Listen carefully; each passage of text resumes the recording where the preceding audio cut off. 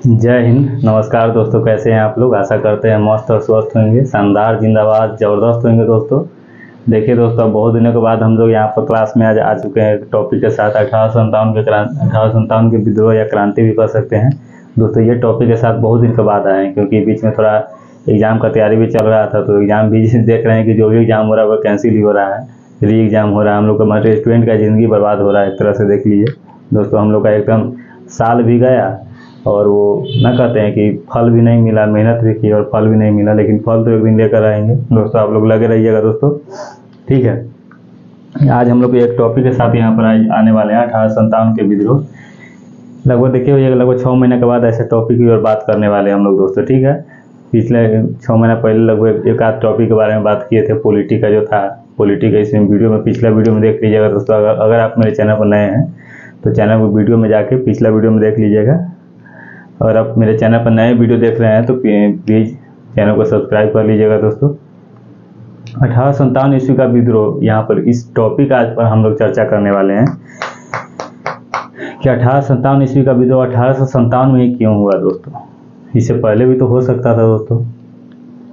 1857 ईस्वी का विद्रोह जो है वो 1855 या 56 में भी हो सकता था, क्या 54 में हो सकता था। तो 54 में नहीं हुआ है 1857 का विद्रोह, 1857 ही क्यों, 97 में क्यों हुआ। इस सभी के बारे में आज हम लोग दोस्तों चर्चा करने वाले हैं, और क्यों हुआ और इसका क्या परिणाम हुआ, और कहाँ से पहले विद्रोह शुरू हुआ, और विद्रोह को दबाने का काम कौन किया। ये सभी एक एक मतलब जो है वन लाइनर ऑब्जेक्टिव के रूप में देखने वाले हैं। आपसे वादा करते हैं दोस्तों, ये क्वेश्चन आप लोग कॉपी में जरूर लिख लीजिएगा या इसका स्क्रीनशॉट ले लीजिएगा। आने वाले जितने भी एग्जाम है, बिहार पुलिस दरोगा और बिहार का जितना भी एग्जाम है, वनडे एग्जाम, वो सभी के लिए इम्पोर्टेंट है दोस्तों, ठीक है। हम जो पढ़े हैं सर से, खान सर से, ज्ञान बिंदु जी एस अकेडमी पटना, यहीं पे पढ़ते हैं, तो वो आपको थोड़ा आपके साथ शेयर करने वाले हैं, ठीक है दोस्तों। 1857 ईस्वी का विद्रोह है दोस्तों, ठीक है। इस विद्रोह के समय मुगल बादशाह कौन था, बहादुर शाह जफर था।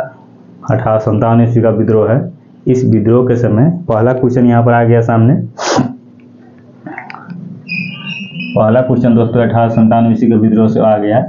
इस विद्रोह के समय मुगल बादशाह कौन था। ये ऐसे वन लाइनर के तौर पर दोस्तों लिख रहे हैं। आप वन लाइन भी कॉपी में नोट बनाते चलिएगा दोस्तों। खुद का नोट होना चाहिए, सर का नोट तो है ही, लेकिन खुद का अपने भाषा में नोट होना चाहिए दोस्तों आप लोगों को, तभी जाके सक्सेस होगी, सक्सेस मिलेगी। और जो एग्जाम की तैयारी करी वो सफलता मिलेगी, और आपके तन पर क्या होता है, कंधा पर डबल स्टार लगेगा, ठीक है दोस्तों। दरोगा वाला एग्जाम में सभी के लिए इम्पोर्टेंट है। जीके जैसे जो भी एग्जाम में पूछा जाता है, ऐसा थोड़ी नहीं कि दरोगा बोल देंगे तो दरोगे में पूछा गया। दुनिया का कोनो मतलब जो भी भारत में एग्जाम होता है, ऑल ओवर इंडिया में जो भी एग्जाम होता है जिसमें जीके जीएस पूछा जाता है, ऐसा तो बीपीएससी 3.0 जो टीचर वाला एग्जाम है उसमें भी इम्पोर्टेंट है।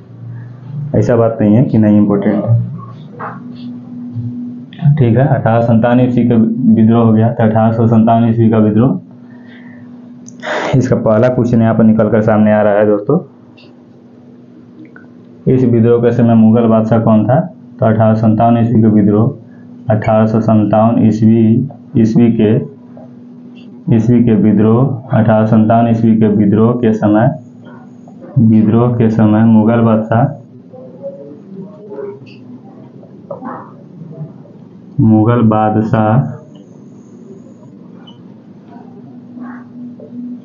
1857 ईस्वी के विद्रोह के समय मुगल बादशाह का था, बहादुर शाह जफर था।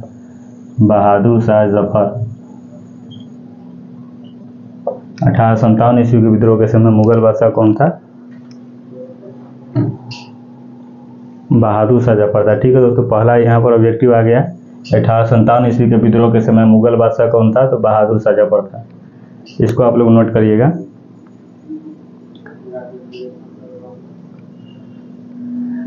मुगल बादशाह था, मतलब मुगल का जो बादशाह था 1857 ईस्वी के विद्रोह के समय मुगल बादशाह बहादुर शाह जफर था। और दूसरा इसमें ऑब्जेक्टिव हम लोग देखने वाले हैं,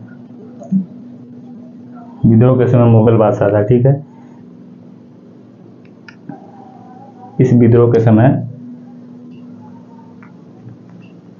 क्या 1857 ईस्वी के विद्रोह के समय मुगल बादशाह बहादुर शाह जफर था। कॉपी में दोस्तों लिखते चलिएगा आप लोग। वीडियो के तौर पर हम लाइव नहीं है ये क्लास, ये वीडियो के तौर पर अपलोड होगा, ठीक है।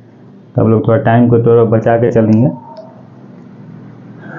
इस विद्रोह के समय एक और अगला क्वेश्चन है, अगला टॉपिक है, अगला मतलब क्वेश्चन है इस टॉपिक का। इस विद्रोह के समय भारत का गवर्नर जनरल कौन था? तो लॉर्ड कैनिंग था। इस विद्रोह के समय भारत का गवर्नर जनरल कौन था दोस्तों? इस विद्रोह के समय भारत का गवर्नर जनरल, इस विद्रोह के समय भारत का गवर्नर जनरल, इस विद्रोह के समय भारत का गवर्नर जनरल कौन था? Lord Canning.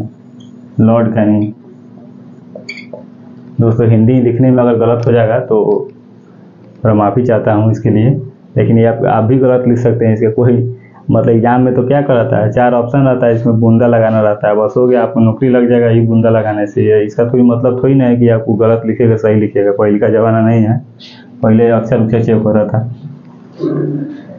इस विद्रोह के समय भारत का गवर्नर जनरल लॉर्ड कैनिंग थे। ठीक है, इस विद्रोह के समय भारत का गवर्नर जनरल लॉर्ड कैनिंग थे।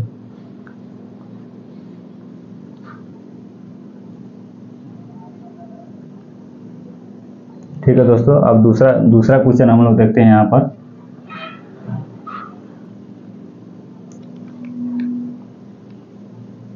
इस विद्रोह के समय ब्रिटिश प्रधानमंत्री, इस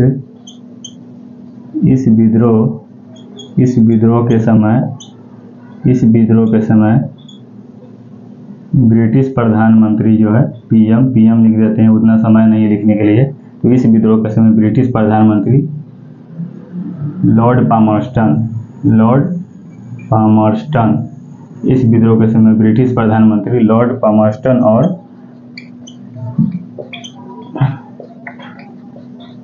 विद्रोही दल के नेता डिजरौली था। विद्रोही दल के जो नेता है डिजरौली था। ठीक है दोस्तों, इस विद्रोह के समय ब्रिटिश प्रधानमंत्री लॉर्ड पामर्स्टन और विद्रोही दल के नेता डिजरौली था। ये तीसरा पॉइंट हो गया दोस्तों। पहला पॉइंट क्या है? 1857 ईस्वी की क्रांति का, कि 1857 ईस्वी के विद्रोह के समय मुगल बादशाह बहादुर शाह जफर था, और इस विद्रोह के समय भारत का गवर्नर जनरल लॉर्ड कैनिंग थे, और इस विद्रोह के समय ब्रिटिश प्रधानमंत्री लॉर्ड पामर्स्टन और विद्रोही दल के नेता डिजरौली था। 3 पॉइंट दोस्तों हो गया 1857 ईस्वी का, 3 पॉइंट यहाँ पर आ गया सामने। ठीक है, इसको आप लोग नोट डाउन करिएगा।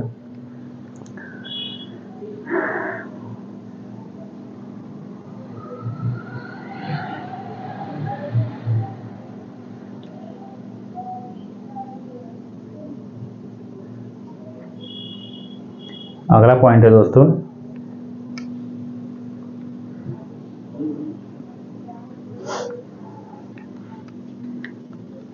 इस विद्रोह का सबसे मजबूत पक्ष क्या था दोस्तों? इसको हम लोग लिखने का प्रयास करिएगा कि इस विद्रोह का जो इस 1857 ईस्वी का विद्रोह हुआ था, इस विद्रोह का सबसे मजबूत पक्ष क्या था?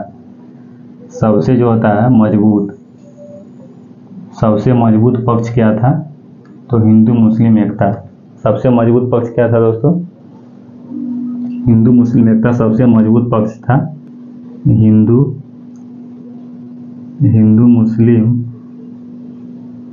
मुस्लिम एकता।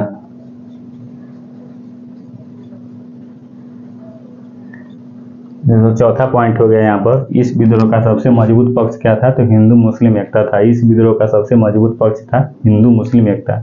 1857 ईस्वी का विद्रोह का सबसे मजबूत पक्ष था हिंदू मुस्लिम एकता था, मतलब हिंदू मुस्लिम एकता सबसे मजबूत पक्ष था। तो वही तो अंग्रेज नहीं चाहता था कि हिंदू मुस्लिम एकता नहीं, सबको फूट डालो, सबको चरबूर भी, गाय सुअर के चरबूर भी मिला के वो सबको धर्म को नष्ट कर दो और सबको इस्लाम बना दो। तो ये मजबूत पक्ष यही था, इसका मजबूत पक्ष था हिंदू मुस्लिम एकता।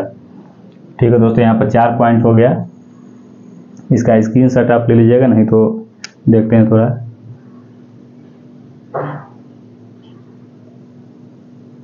दोस्तों आप इसका स्क्रीनशॉट ले लीजिएगा, नहीं तो नोट डाउन कर लीजिएगा।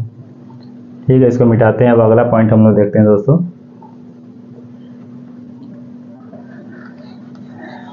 इसको मिटा देते हैं। स्मार्ट बोर्ड तो है नहीं दोस्तों कि दूसरा पेज ला देंगे या ऊपर कर देंगे ये तो मिटाना ही पड़ेगा। गरीब आदमी का बोर्ड है, वाइट बोर्ड।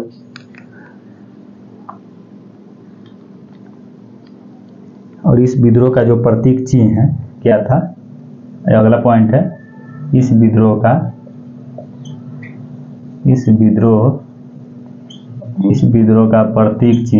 प्रतीक चिन्ह क्या था,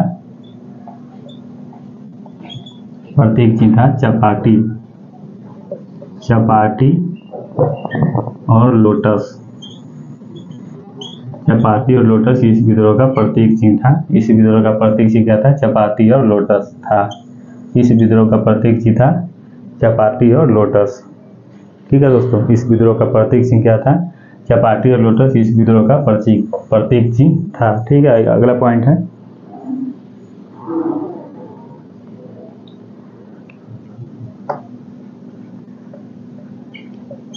चपाटी और LOTOUS, चपाटी और लोटस इस विद्रोह का प्रतीक चिन्ह था।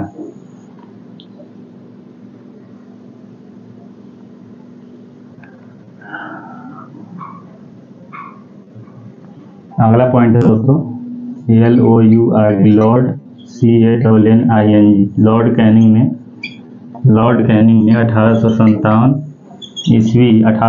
ईस्वी के समय अपना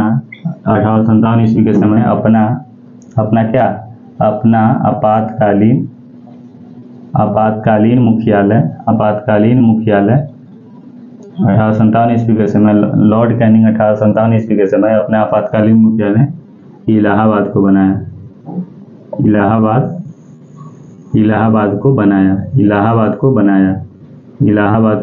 ठीक है, ये ऑनलाइन के तौर पर हो गया, सीधा एग्जाम में आने की संभावना है दोस्तों। ऐसा तो नहीं कि कुछ भी है, मतलब एकदम अच्छा क्वेश्चन है दोस्तों। यहाँ पर लॉर्ड कैनिंग ने 1857 ईस्वी के समय आपातकालीन मुख्यालय इलाहाबाद को बनाया था।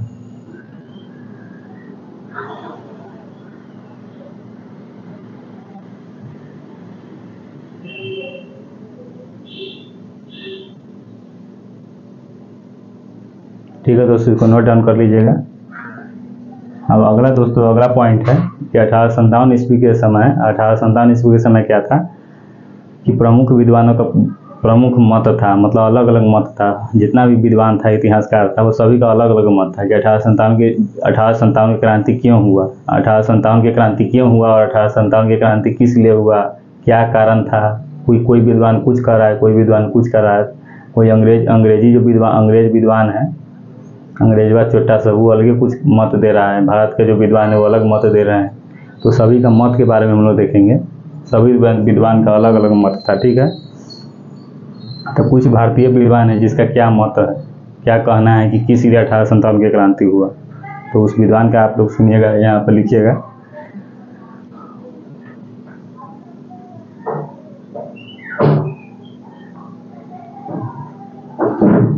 (1857 ईस्वी की क्रांति) 1857 ईस्वी क्रांति एस.एन. सेन का मानना था। एस.एन. सेन का क्या मानना था दोस्तों? एस.एन. सेन का मानना था कि यह विद्रोह एस.एन. सेन का मानना था कि यह विद्रोह क्या था, धर्म को लेकर शुरू हुआ था। धर्म को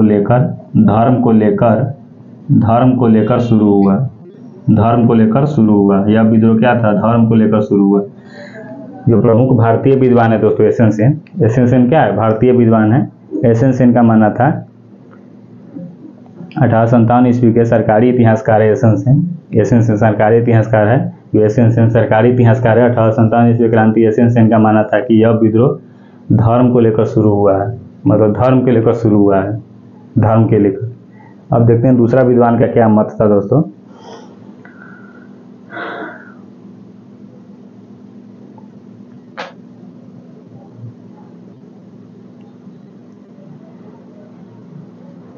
दूसरा भारतीय विद्वान है दोस्तों बी.डी. सावरकर। बी.डी. सावरकर का क्या मान था? बी.डी.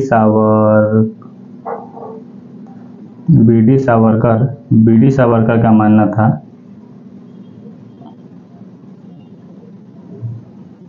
दूसरा विद्वान है भारतीय विद्वान बी.डी. सावरकर का मानना था कि 1857 ईस्वी का विद्रोह प्रथम प्रथम स्वतंत्रता क्या है, प्रथम स्वतंत्रता संग्राम था। बीडी सावरकर का मानना था कि 1857 ईस्वी का विद्रोह, मानना था कि 1857 ईस्वी का जो विद्रोह है वो क्या था, प्रथम स्वतंत्रता संग्राम था। प्रथम स्वतंत्रता संग्राम था। बीडी सावरकर जी का मानना था कि 1857 ईस्वी का जो विद्रोह है वो प्रथम स्वतंत्रता संग्राम था। दो इतिहासकार का आप मत देख लीजिए दोस्तों भारत के। आप थोड़ा अंग्रेजों को देख लेते हैं का, तो क्या वो ना कहेगा कि मेरा नहीं देखा है।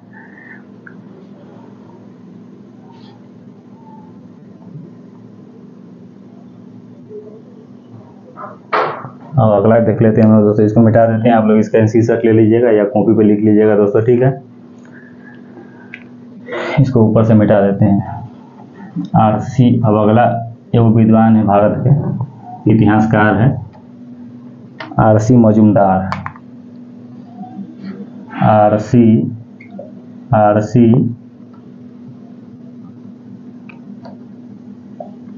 मजूमदार। दोस्तों आरसी मजूमदार का मानना था कि न यह प्रथम, न स्वतंत्रता, न ये कोई आंदोलन नहीं था, न यह प्रथम है, न राष्ट्रीय है, न स्वतंत्रता संग्राम था। आरसी मजूमदार का मानना था कि न राष्ट्रीय है, न यह राष्ट्रीय आंदोलन था, न प्रथम था, न राष्ट्रीय था, न प्रथम था, न राष्ट्रीय था, न प्रथम स्वतंत्रता संग्राम था। प्रथम स्वतंत्रता संग्राम था। ये भारतीय विद्वान का मत था। आरसी मजूमदार जी का मानना था कि न ये राष्ट्रीय था, न प्रथम स्वतंत्रता संग्राम था। तो यही बात है दोस्तों।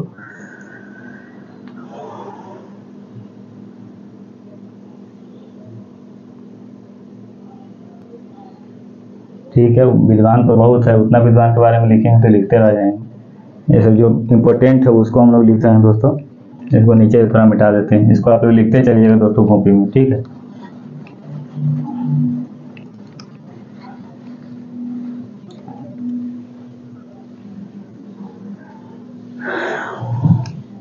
लिखते चलिएगा दोस्तों यहाँ पर।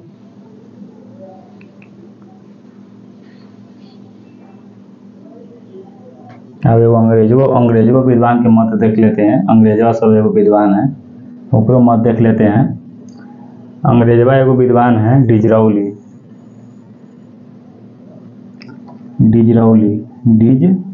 डिजराउली का क्या मानना था। डिजराउली अंग्रेज विद्वान है। डिजराउली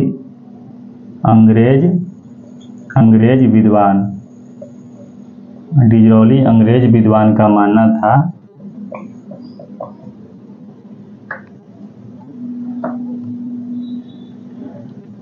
था कि यह क्या था, राष्ट्रीय विद्रोह था। राष्ट्रीय विद्रोह था। अंग्रेज विद्वान डिजराउली का मानना था। कि यह एक राष्ट्रीय विद्रोह था दोस्तों, ठीक है।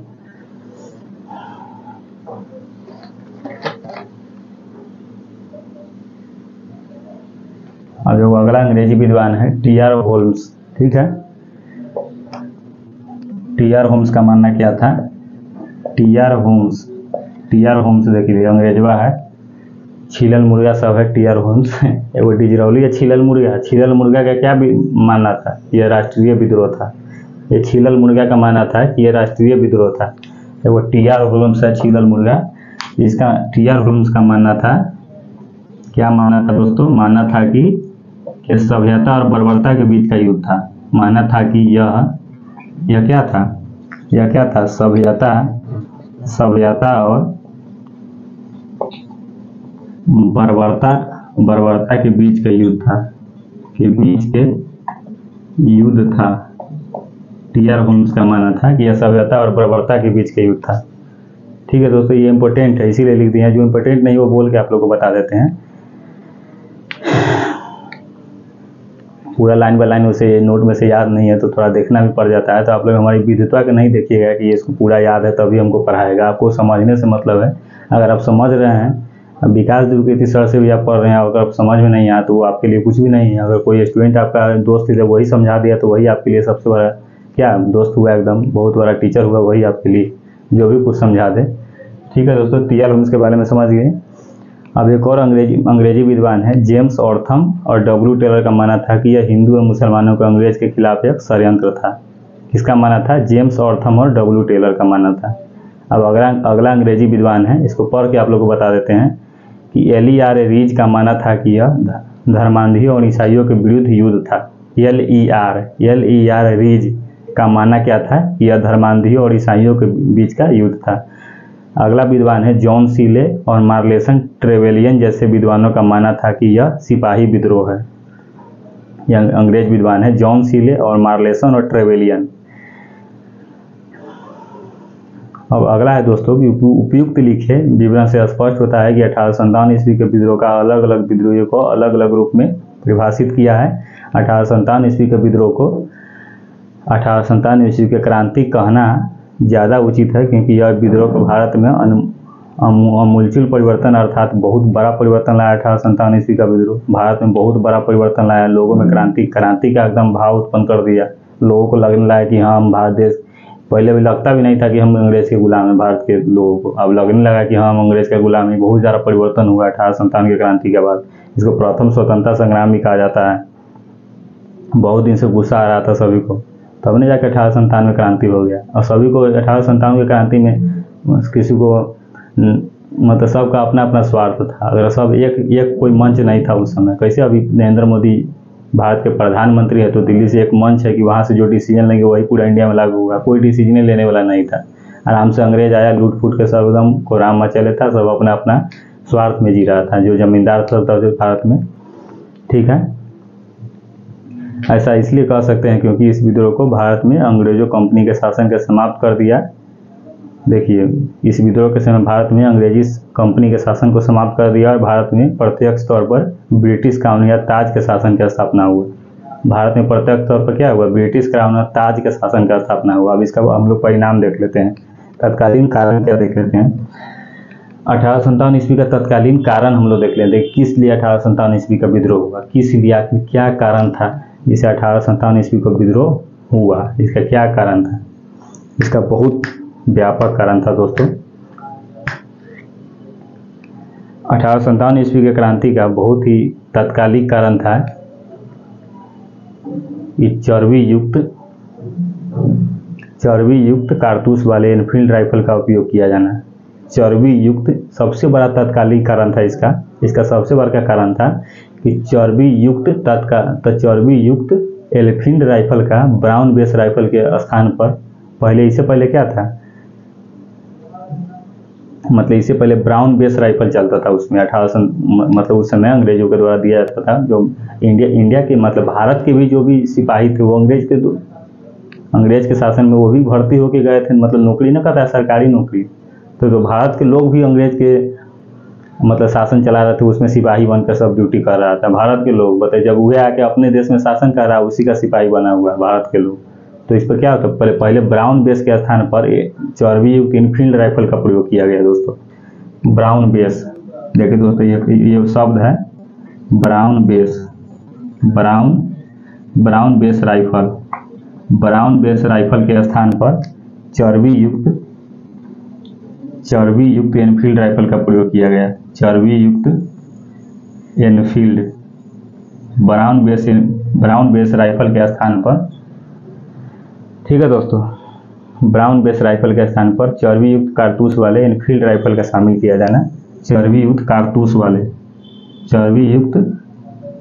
वाले एनफील्ड राइफल का प्रयोग किया जाना। एनफील्ड राइफल का प्रयोग किया जाना।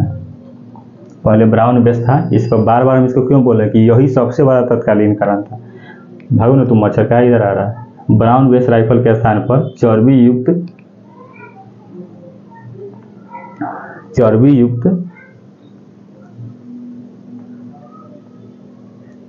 कारतूस वाला एनफील्ड राइफल। चर्बी युक्त कारतूस वाला एनफील्ड राइफल का प्रयोग किया जाना, यही सबसे बड़ा तत्कालीन कारण था। और इस एनफील्ड राइफल का चलाने हेतु प्रशिक्षण कहाँ दिया जाता था उसको हम लोग थोड़ा देख लेते हैं दोस्तों। इसको चलाने के लिए प्रशिक्षण कहाँ दिया जाता था, तो इसको प्रशिक्षण बंगाल के दमदम और पंजाब के अंबाला और पाकिस्तान के सियालकोट में दिया जाता था। इसको चलाने के लिए जो प्रशिक्षण दिया जाता था, चलाने के लिए जो प्रशिक्षण दिया जाता था दोस्तों, वो बंगाल के दमदम, ठीक है दोस्तों, वो बंगाल के दमदम,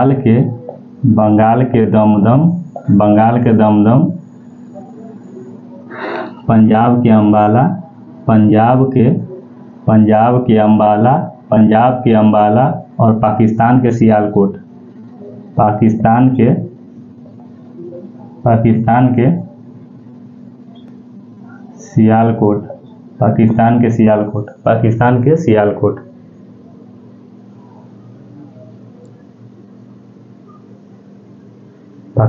सियालकोट, ठीक है। बंगाल के दमदम, पंजाब के अंबाला, पाकिस्तान के सियालकोट, बंगाल के दमदम, पंजाब के अंबाला और पाकिस्तान के सियालकोट, ठीक है दोस्तों। बंगाल, पश्चिम बंगाल के दमदम और पंजाब के अंबाला और पाकिस्तान के सियालकोट में इसका प्रशिक्षण दिया जाता था चलाने के लिए। राइफल को चलाने का नहीं, शूट उट करने का दिया जाता है कि टारगेट कि वहाँ मारो 3-4 बार में कितना बार मार पाता है, उसको प्रशिक्षण दिया जाता है यहीं जगह पर, ठीक है दोस्तों। अगर अच्छे से समझा पा रहे हैं हम तो बताइएगा दोस्तों, क्योंकि समझ में आएगा, कोई भी आपको समझा सकता है। मतलब ऐसा थोड़ी कि हम अगर देख भी रहे हैं इधर नोट में कुछ हिंट्स देख रहे हैं, ऐसा थोड़ी कि सारा हमको याद है लाइन बाय लाइन। याद रहता तो हम आज कोचिंग पढ़ा रहे थे खोल के, लेकिन अभी याद नहीं उतना। तो अगर आपको समझ में आया तो बताइएगा दोस्तों, क्योंकि समझ में आना ही सबसे बड़ी बात होती है। हम जो बता रहे हैं दोस्तों, इसको अगर आपको समझ में आ रहा है तो बताइएगा। आवाज़ तो जा रहा है ना सही से, माइक भी थोड़ा उतना अच्छा नहीं है, ठीक है। और जो एनफील्ड राइफल में भरे जाने वाला जो कारतूस था, ये सबसे बड़ा कारण है, कॉज यही था, यहीं से पूरा क्रांति हुआ था। एनफील्ड राइफल में जो भरे जाने वाला कारतूस था, उसमें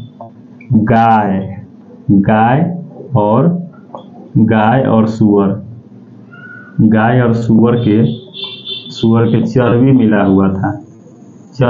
था, जिसको क्या किया जाता था, गाय और सुअर के चर्बी मिला हुआ था उसमें, और उसको दांत से इसे खींच के तब राइफल में लगा के तब ऐसे करके तब मारना पड़ता था। पहले ये तो नहीं कि सीधे लेके गोली लगा दीजिए, हमारे दांत से कुछ करना पड़ता था, खींचना पड़ता था शायद, मतलब मुंह में उसको ले जाना पड़ता था।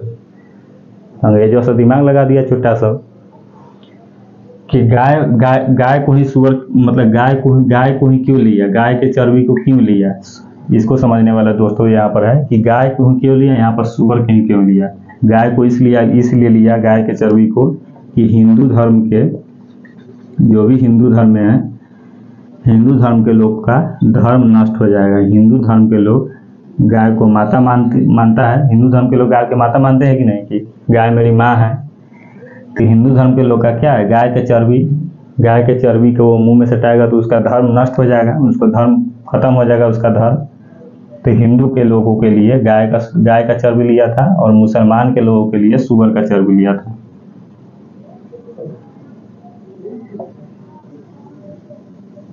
मुसलमान के लोगों के लिए सुअर का चर्बी लिया था, क्योंकि मुसलमान लोग सुअर का चर्बी नहीं खाता है। वो कैसे हिंदू धर्म के लोग गाय को नहीं खाता है, मुसलमान गाय को खाता है यहाँ पर काट के, और इधर हिंदू भी सुअर को खाता है। ऐसा बात नहीं है, तो बराबर हो गया। तो मुसलमान के लोगों को सुअर का चर्बी इसलिए दिया कि तो उसका भी धर्म नष्ट हो जाए, सुअर का चर्बी मूला, उसका भी धर्म नष्ट हो जाएगा और हिंदू का धर्म भी नष्ट हो जाएगा, और ये दोनों का धर्म नष्ट हो जाएगा। तो इसको हम ईसाई धर्म में परिवर्तन कर लेंगे। किस धर्म में? ईसाई बनाना चाहता था, ईसाई। अंग्रेज क्या चाहता था कि सभी पूरा भारत को ईसाई धर्म में परिवर्तन कर दे, कोई हिंदू मुस्लिम नहीं रहेगा, सब ईसाई बन जाओ, सब इसको ईसाई बना दो, सबका धर्म नष्ट कर दो। यही मानना था उसका दोस्तों, यही बात है।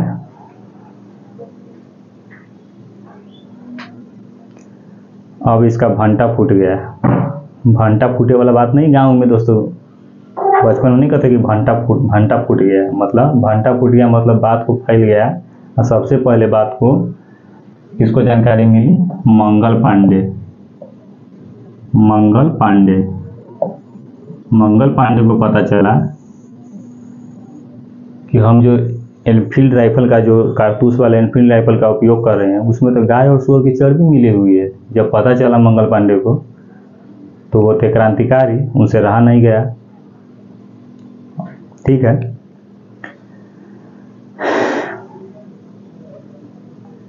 और मंगल पांडे क्या सोचे,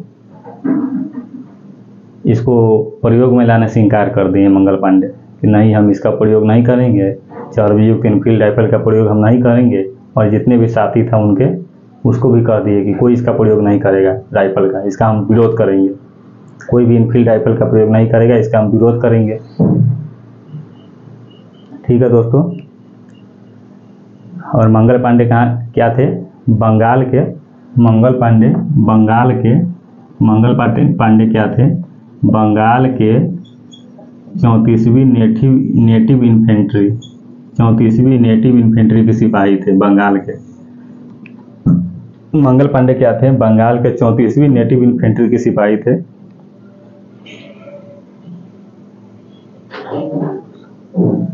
ठीक है। देखिए उस समय जनरल ह्यूडसन क्या थे? जनरल ह्यूडसन और जनरल बाग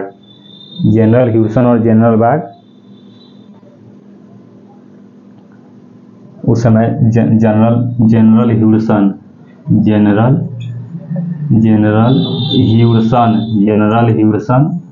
और जनरल बाग मंगल पांडे पर दबाव बनाया। जनरल ह्यूडसन और जनरल बाग मंगल पांडे पर दबाव बनाया कि नहीं, तुमको प्रयोग में लाना होगा, और अपने साथी को भी बोले कि प्रयोग में सभी लाए, प्रयोग करना पड़ेगा। तो मंगल पांडे इसका सीधा विरोध कर रहे थे कि नहीं, इसका हम प्रयोग नहीं करेंगे, एनफील्ड राइफल का प्रयोग नहीं करेंगे। ठीक है दोस्तों। अब आगे क्या कहता है, इनकार कर दिया। और 29 मार्च 1857 को दबाव बना रहा था बहुत जनरल ह्यूडसन और जनरल बाग मंगल पांडे पर, तुमको प्रयोग में लाना पड़ेगा। तो 29 मार्च 1857 को मंगल पांडे जनरल ह्यूडसन और जनरल बाग दोनों को गोली मार के हत्या कर दी। दोनों को गोली मार दी, दबाव बनाएगा हम पर, दोनों को गोली मार कर हत्या कर दिए जनरल ह्यूडसन और जनरल बाग। 29 मार्च 1857 को दोनों को गोली मार कर हत्या कर दिए।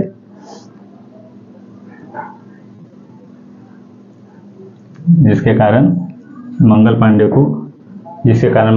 को 8 अप्रैल मार्च था एक महीना बाद, 8 अप्रैल देख लीजिए दोस्तों। मंगल पांडे मतलब देश आज़ाद भी नहीं हुआ और मंगल पांडे शहीद हो गए। 1857 की क्रांति में शहीद मतलब फांसी पर लटका दिया गया, जिस कारण ये दोनों को गोली मार कर हत्या कर दी। अधिकतर यही हुआ है, मतलब हिंसा जो भी क्रांतिकारी किए हैं वो मतलब या तो मारेंगे ना तो मर जाएंगे, मतलब यही वाला भावना हुआ। मतलब दुओं को मार दिए तो ये भी फांसी पर लटक गए। भगत सिंह भी दुओं को, उसको अंग्रेजी अधिकारी को 6 गोली छाती में उतार दिए तो वो भी फांसी पर लटक गए। तो वो भी दुओं को टपका दिया अपन फांसी पर। 8 अप्रैल 1857 को फांसी पर लटका दिया गया मंगल पांडे को। 8 अप्रैल 1857 को मंगल पांडे को फांसी पर लटका दिया गया। 29 मार्च 1857 को दोनों को हत्या कर दिए मंगल पांडे गोली मारकर। तो 8 अप्रैल 1857 को मंगल पांडे को फांसी पर लटका दिया गया। दोस्तों ये टॉपिक नहीं है, ये एक तरह से भारतीयों के लिए क्या है, खून खौलाने वाला टॉपिक है। मतलब देशभक्ति एक तरह से कहते हैं ना, कि टॉपिक पढ़ाने में एक अलग ही मतलब पता नहीं चलता है कि कहाँ पसीना चू रहा है, कब टाइम जा रहा है, पता नहीं चलता है। इस प्रकार से ये टॉपिक है, क्योंकि हमारे देश को आज़ादी में जो स्वतंत्रता संग्राम, जो भी वीर क्रांतिकारी लोग भाग लिए थे, उसके बारे में वो भाग लिए थे और वो कुछ कर दिखाएं, तो उसके बारे में पढ़ाना कोई इसमें टाइम पता ही नहीं चलता है। ठीक है दोस्तों, आगे अब देखते हैं। इसके बारे में एक और है कि मंगल पांडे 1857 ईस्वी के विद्रोह शुरू होने से पहले ही शहीद हो गए। विद्रोह शुरू हो ही रहा था, मतलब उससे पहले ही शहीद हो गए। मंगल पांडे 1897 ईस्वी के विद्रोह के एक ऐसे नेता है जो विद्रोह शुरू होने से पहले ही शहीद हो गए। ठीक है, अब इसका राजनीतिक कारण क्या है, और कारण हो सकता है, एक तो ये कारण था, अब इसको मिटा देते हैं। इसको राजनीतिक कारण आप देखते हैं आगे। इसका राजनीतिक कारण क्या था, 1897 ईस्वी के विद्रोह का राजनीतिक कारण क्या था। ये तो तत्कालिक कारण था।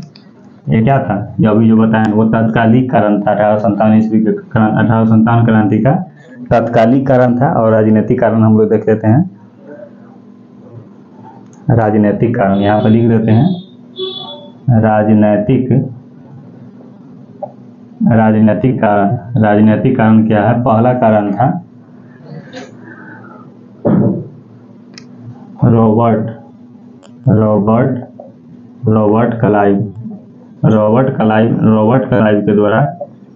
क्लाइव के द्वारा द्वैध शासन लागू करना।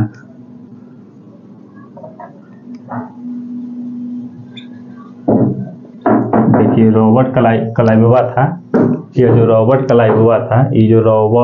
क्लाइव था इसके द्वारा द्वैध शासन लागू करना, ये एक राजनीतिक कारण था। 1897 ईस्वी के क्रांति का राजनीतिक कारण था, मतलब राजनीति के तौर पर एक कारण था कि रॉबर्ट क्लाइव के द्वारा द्वैध शासन लागू कर दिया था। ये एक राजनीतिक कारण था।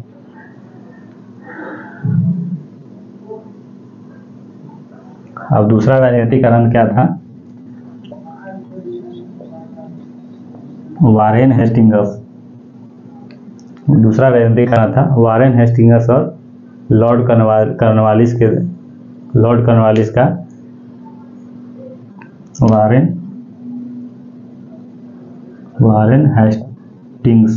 वारेन हेस्टिंग्स और लॉर्ड कॉर्नवालिस।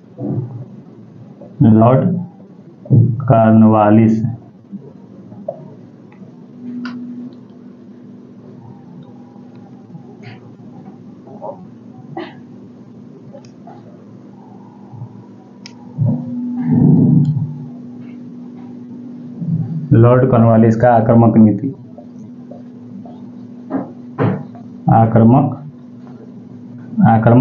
लॉर्ड कॉर्नवालिस का आक्रामक नीति।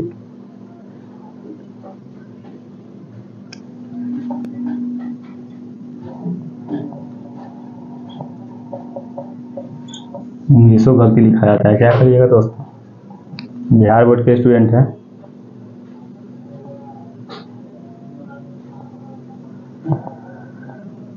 देखिए दोस्तों, वारेन हेस्टिंग्स और लॉर्ड कॉर्नवालिस का आक्रामक नीति, यही एक राजनीतिक कारण, दूसरा राजनीतिक कारण था। पहला और दूसरा राजनीतिक कारण था वारेन हेस्टिंग्स और लॉर्ड कॉर्नवालिस का आक्रामक नीति, मतलब एकदम आक्रामक नीति था इसका। और रॉबर्ट क्लाइव के द्वारा द्वैध शासन लागू करना। ठीक है, अब तीसरा कारण हम लोग देखते हैं दोस्तों।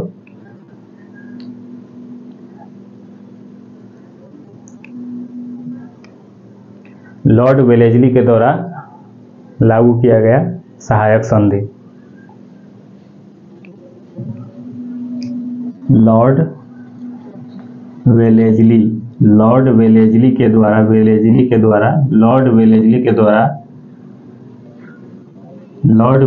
के द्वारा लागू किया गया सहायक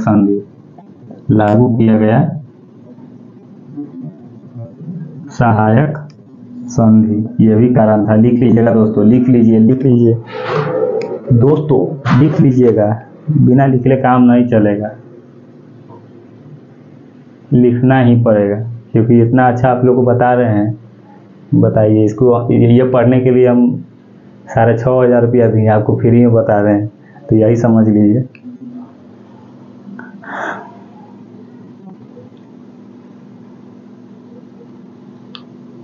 ठीक है दोस्तों, लिख लिया तो मिटा देते हैं इसको। लॉर्ड हेस्टिंग्स के द्वारा लागू किया गया फॉरवर्ड पॉलिसी। अगला है लॉर्ड हेस्टिंग्स के द्वारा लागू किया गया फॉरवर्ड पॉलिसी।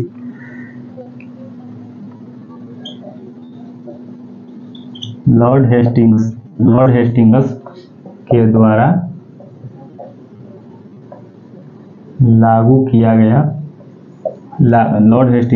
लागू किया गया फॉरवर्ड पॉलिसी। लॉर्ड हेस्टिंग्स के द्वारा लागू किया गया फॉरवर्ड पॉलिसी, ये भी एक राजनीतिक कारण था दोस्तों। ठीक है, लॉर्ड हेस्टिंग्स के द्वारा लागू किया गया फॉरवर्ड पॉलिसी।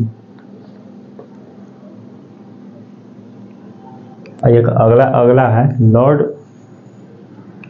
डलहौजी के द्वारा लागू किया गया हड़प नीति। ये बहुत बड़ा कारण था। लॉर्ड डलहौजी के द्वारा लागू किया गया राज हड़प नीति। सीधे हड़प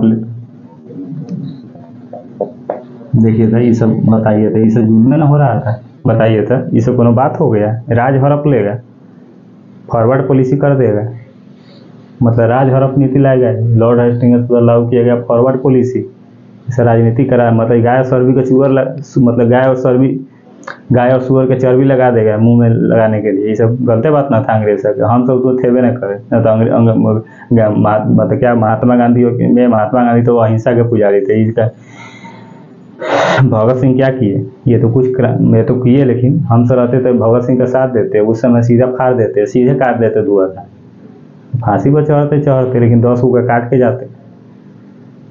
ये सब देखिए तो जुल्म न कर रहा था, मतलब छीलल मुर्गा जैसे उसीन के खा जाते अंग्रेज को। अभी तो वैसे खरीदना पड़ता है मुर्गा छीलल, अंग्रेजों को उसीन के खाते साले को। मतलब राज हड़प नीति लागू करेगा दूसरे देश से आकर भारत में। मतलब ये सब टॉपिक बताए ना दोस्तों कि ये टॉपिक पढ़ाते हैं, मतलब अपने आप पता नहीं क्या हो जाता है, गाली मुँह से निकलने लगता है अपने आप अंग्रेजों के ऊपर। हम लोग पाकिस्तान को गाली देते हैं, हम लोग का तो सबसे बड़ा दुश्मन ये ब्रिटेन था, लंदन, ये अंग्रेज चोटा था, छीलल मुर्गा। ये हम लोग का सबसे बड़ा दुश्मन आज भी यही है। हम लोग पाकिस्तान को गाली देते हैं, लेकिन इसके बारे में सोचिए कि हम लोग को कितना जुल्म किया है। कभी सोचे हैं आप लोग? सोचे हैं तो बढ़िया है।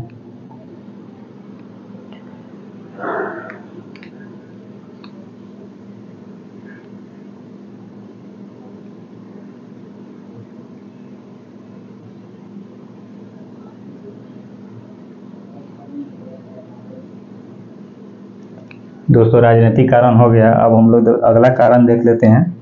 इसको मिटाकर लिख लीजिएगा, ठीक है, पॉज करके लिख लीजिएगा वीडियो को मतलब रोक लीजिएगा, और उसके बाद लिख लीजिएगा या स्क्रीनशॉट ले लीजिएगा। अब हम थोड़ा आर्थिक कारण देखते हैं। इसका हम लोग आर्थिक कारण देख लेते हैं। आर्थिक कारण क्या था? आर्थिक कारण था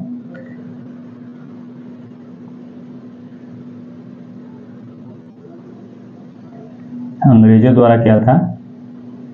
अंग्रेजों द्वारा भू राजस्व नीति के तहत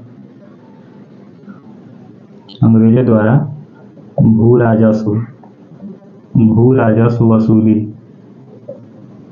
वसूली को लेकर अंग्रेजों द्वारा भू राजस्व वसूली को लेकर रैयतवारी, महालवारी, अस्थायी बंदोबस्त का लागू करना। भू राजस्व वसूली को लेकर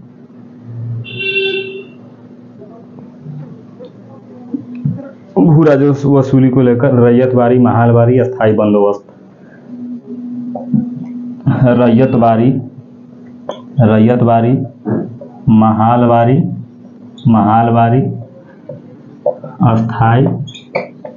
अस्थायी बंदोबस्त। मच्छर काट रहा है, माची था दोस्तों। रैयतवारी, महालवारी, अस्थायी बंदोबस्त। अंग्रेजों द्वारा भू राजस्व वसूली को लेकर रैयतवारी, महालवारी, अस्थायी बंदोबस्त के जरिए भारतीयों का शोषण हो रहा था।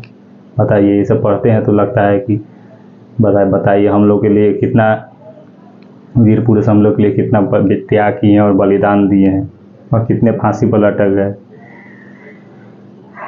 अंग्रेजों द्वारा भू राजस्व की वसूली के लेकर रैयतवारी प्रथा, महालवारी प्रथा, मतलब अस्थायी बंदोबस्त के जरिए भारतीयों का आर्थिक तौर पर क्या शोषण किया गया।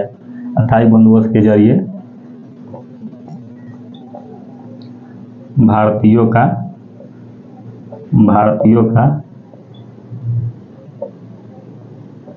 आर्थिक तौर पर क्या किया गया? शोषण किया गया।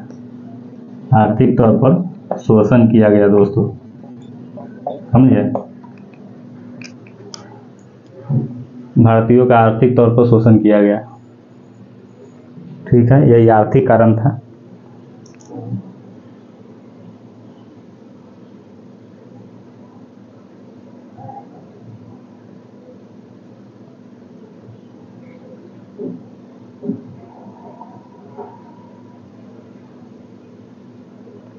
और दोस्तों अगला क्या कारण था, और अगला हम लोग सैन्य कारण दोस्तों देख लेते हैं। सैन्य कारण मतलब सैनिक को क्या किया जाता था अंग्रेजों के द्वारा। जो जो इंडिया के जो भी, भारत के जो भी लोग थे, वो जो अंग्रेज के जो शासन में जो सैनिक बने हुए थे उसके ऊपर क्या अत्याचार हो रहा था दोस्तों, उसके बारे में हम लोग समझते हैं। यहाँ पर सैन्य कारण दोस्तों देख लेते हैं। सैन्य कारण क्या था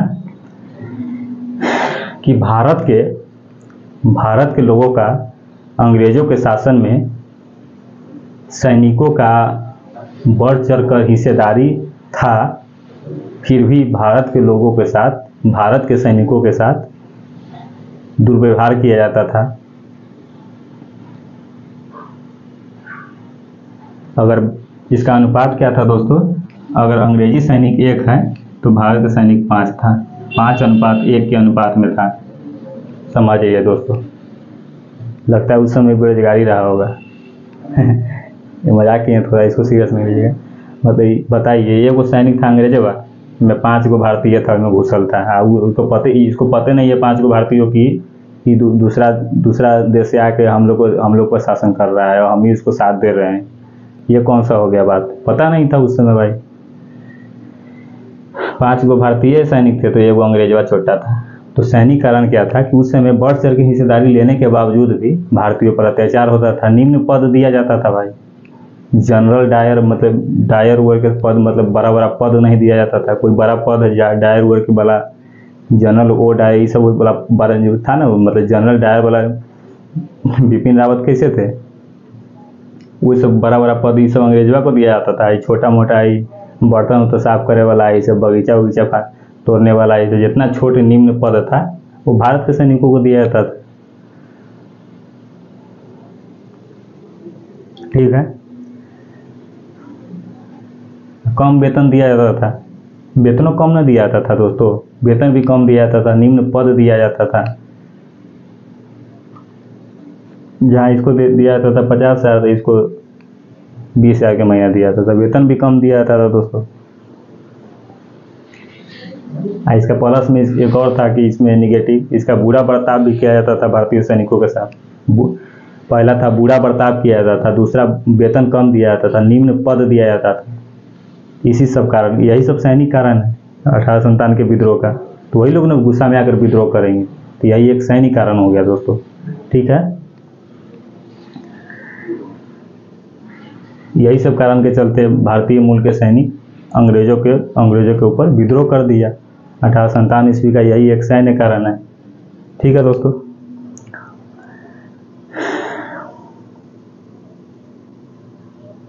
अब अगला हम लोग देखेंगे धार्मिक और सामाजिक कारण।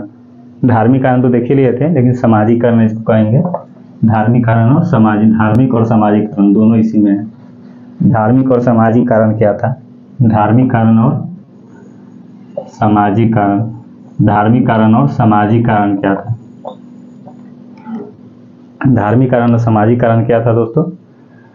लॉर्ड विलियम बेंटिंक द्वारा सती प्रथा का अंत किया जाना। लॉर्ड विलियम बेंटिक के द्वारा सती प्रथा का अंत किया जाना, यह एक धार्मिक और सामाजिक कारण था। लॉर्ड विलियम बेंटिक के द्वारा सती प्रथा का अंत किया जाना। दूसरा कारण क्या था दोस्तों, लॉर्ड कैनिंग के द्वारा हिंदू महासभा हिंदू विधान विधवा पुनर्विवाह का अधिनियम पारित किया जाना। लॉर्ड कैनिंग के द्वारा हिंदू विधवा पुनर्विवाह का अधिनियम पारित किया जाना। विधवा पुनर्विवाह का अधिनियम पारित किया जाना।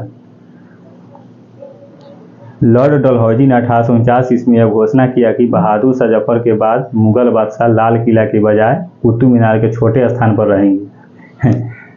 अगला क्या था, 1856 ईस्वी में लॉर्ड कैनिंग ने यह घोषणा किया कि बहादुर शाह जफर के बाद मुगल शासक बहादुर नहीं बल्कि राजा या शहजादा कहलाएंगे। 1850 ईस्वी में धार्मिक अयोग्यता अधिनियम पारित होना। 1850 ईस्वी में धार्मिक अयोग्यता अधिनियम पारित होना, यह भी एक कारण था। और 1856 ईस्वी में सैनिक अधिनियम पारित होना। 1856 ईस्वी में सैनिक अधिनियम पारित होना।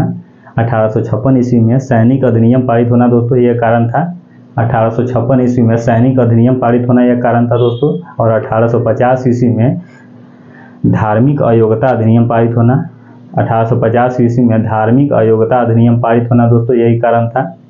और 1856 ईस्वी में लॉर्ड कैनिंग ने यह घोषणा किया, 1856 ईस्वी में, फिर दोहरा रहे हैं, 1856 ईस्वी में लॉर्ड कैनिंग ने यह घोषणा किया कि बहादुर शाह जफर के बाद मुगल शासक बादशाह नहीं, बहादुर शाह जफर के बाद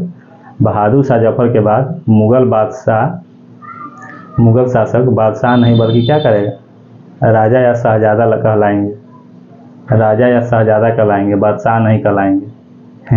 देख लीजिए।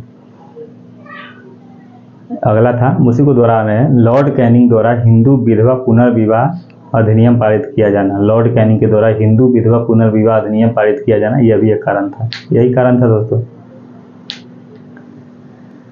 अब दोस्तों विस्तार और नेतृत्व करता है। 1857 ईस्वी के विद्रोह के मध्य भारत, उत्तरी भारत, पूर्वी भारत और थोड़ा बहुत पश्चिमी भारत प्रभावित था। 1857 ईस्वी के विद्रोह मध्य भारत, जैसे भारत हो गया, देखिए 1857 ईस्वी का विद्रोह जैसे भारत हो गया, ठीक है दोस्तों।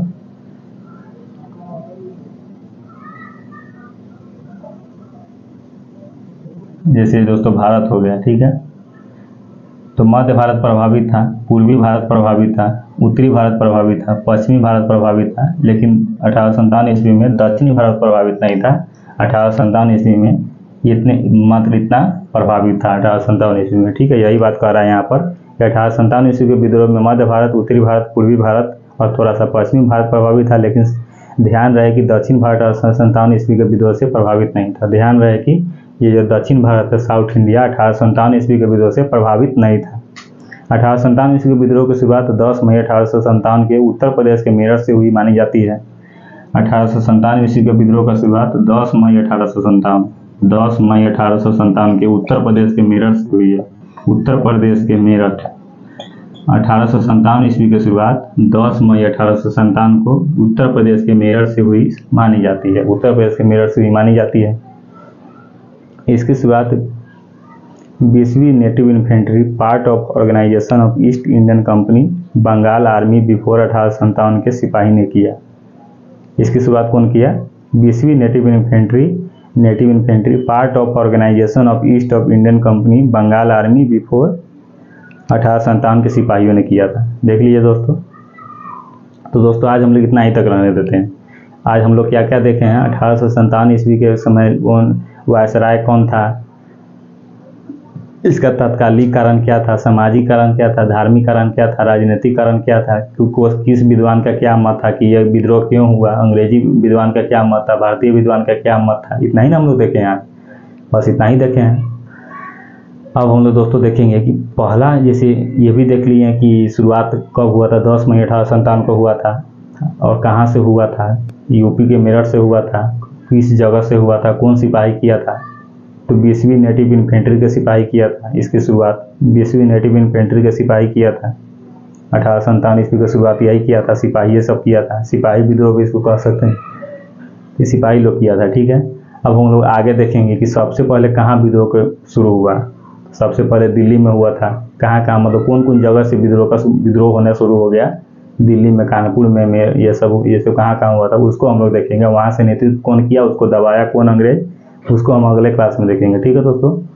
इतना आप लोग को समझ में आया कि नहीं वो थोड़ा बता दीजिएगा। आप ये नहीं देखिएगा कि हम थोड़ा देख के पढ़ाए हैं, मतलब देख के हम आपको समझाने का प्रयास किए हैं, ऐसा नहीं कि पूरा याद नहीं है। तो देख के बताए हैं, तो इसके बारे में आपका क्या कहना है कि आपको समझने से मतलब है या हमारी विद्वता से मतलब है, या हमको आ रहा है इससे मतलब है, आपको हम समझा कितना पाए हैं, और ये जितना बात आपको बताए हैं उसमें अगर गलत होगा तो वो आप थोड़ा कमेंट करके बताइएगा। इसमें वो गलत नहीं बता सकते, उसमें अगर गलत जितना बात बताए हैं उसमें सारा एकदम सटीक है, इसीलिए ऐसा किए हैं हम लोग। अगर टीचर की विद्वता जाननी है तो आप ठीक है पढ़ लीजिए अपना बैच परचेज करके, या यूट्यूब पर और टीचर का भी वीडियो देख सकते हैं। ऐसा नहीं कर रहा है कि मेरा ही वीडियो देखिए, आप आपको अच्छा लगा तब ना देखिएगा क्या। वैसे मेहनत तो हम करते रहेंगे। आप अगर 2 भी मेरा वीडियो डालेंगे, 100 को व्यूज जाएगा तो ये डालेंगे, 5 को व्यूज जाएगा तो ये डालेंगे, 50,000 जाएगा तो ये डालेंगे। वीडियो डालना नहीं छोड़ेंगे, और इस प्रकार से एजुकेशन से रिलेटेड वीडियो बनाते रहेंगे दोस्तों, यही कहना था। अगर विद्वता जाननी है तो आप पढ़ सकते हैं, विकास द्विवेदी सर से पढ़िए, अलग पांडे सर से पढ़िए, खान सर से पढ़िए, रोशन आनंद सर से पढ़िए, एस के झा सर से पढ़िए, बहुत बड़े बड़े टीचर हैं। ये वादा रहा आपसे कि जो भी बताएंगे एकदम सटीक रहेगा, 100% रहेगा। ठीक है, तो बताइएगा दोस्तों ये क्लास आप लोग आज कैसा लगा। मिलते हैं नेक्स्ट क्लास में, तब तक के लिए जय हिंद, जय भारत, भारत माता की जय। चलिए खुश रहिए, आबाद रहिए, जिंदाबाद रहिए।